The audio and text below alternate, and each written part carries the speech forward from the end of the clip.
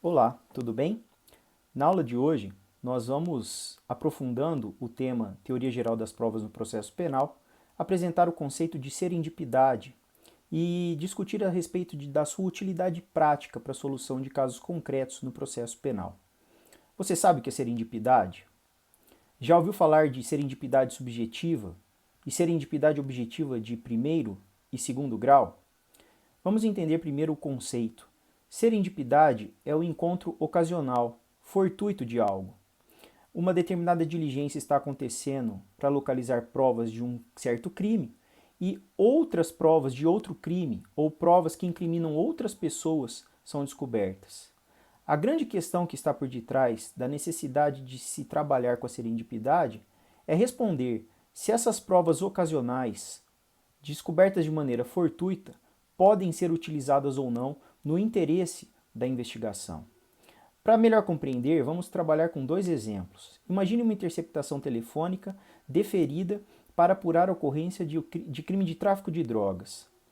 A polícia inicia a interceptação e não descobre evidências do tráfico, mas descobre evidências do crime de tráfico de armas. Num segundo exemplo, não descobre nem tráfico de drogas nem tráfico de armas, mas investigando A, contra quem foi deferida a interceptação telefônica, a polícia descobre evidências não apenas contra A, mas evidências que também incriminariam B, C e D. Essas evidências, que tratam de crime diverso ou que incriminam outras pessoas, podem ser utilizadas se o mandado de interceptação só autorizava investigação contra pessoa determinada e relacionada a fato determinado. Imagine agora uma segunda situação, o cumprimento de um mandado de busca e apreensão para localizar drogas numa casa.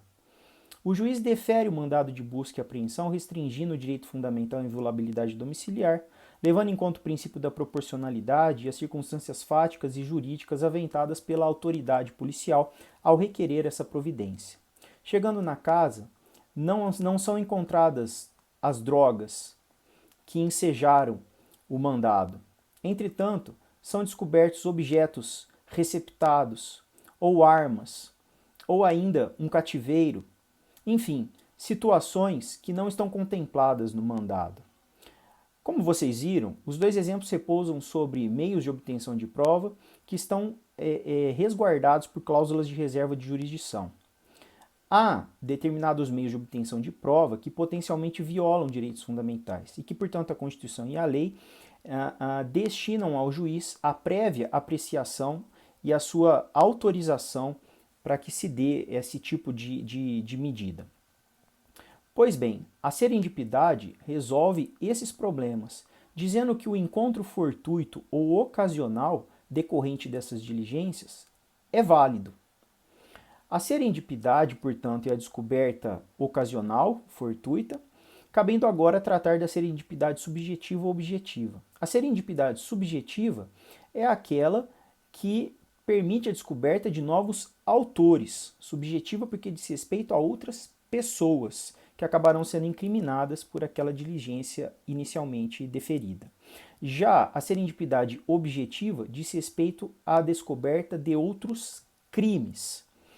A descoberta de outros crimes pode ocorrer tanto quanto a crimes que têm relação com o primeiro crime que está sendo investigado, nesse caso a conexão, nós chamaremos essa serendipidade de objetiva de primeiro grau, ao passo que poderão ser descobertos delitos sem conexão com o primeiro que está sendo investigado. Essa seria a serendipidade objetiva de segundo grau. E por que esses conceitos são forjados, são criados? Não é apenas por uma questão teórica, é porque eles eles refletem efeitos práticos diferentes. A serendipidade objetiva de primeiro grau, e que diz respeito à localização de crimes conexos, diz que esses crimes conexos poderão ser valorados como provas. Ao passo que, em não havendo conexão, essas novas evidências não poderão ser imediatamente valoradas como provas incriminadoras, podendo, entretanto, ensejar a abertura de nova investigação, servindo, portanto, como notícia crimes. Essas são as informações que eu gostaria de passar nessa breve apresentação, deixando ainda uma sugestão aos alunos para que estudem o informativo 612 do STJ, onde questões bastante interessantes podem ser encontradas, como, por exemplo, a descoberta ocasional de provas incriminadoras contra titular de foro por prerrogativa de função. O juiz defere a investigação contra alguém sem foro por prerrogativa e surgem provas incriminadoras contra alguém que tem foro por prerrogativa de função. Essa prova seria válida? O juiz seria considerado a posteriori incompetente? Ou nós trabalharíamos com a teoria do juiz aparente? Haveria o deslocamento de competência para a instância onde se assenta o foro por prerrogativa de função? Essas são questões ali tratadas e que eu vou deixar para que vocês descubram a resposta. Uma segunda situação também tratada e que se refere a outro julgado é a busca e apreensão em escritório de advocacia. Se forem recolhidos papéis de clientes do advogado e descoberta a prática de crime desses clientes, isso pode ser utilizado como prova ou esses papéis apreendidos estão acobertados pelo sigilo do escritório de advocacia e do próprio advogado.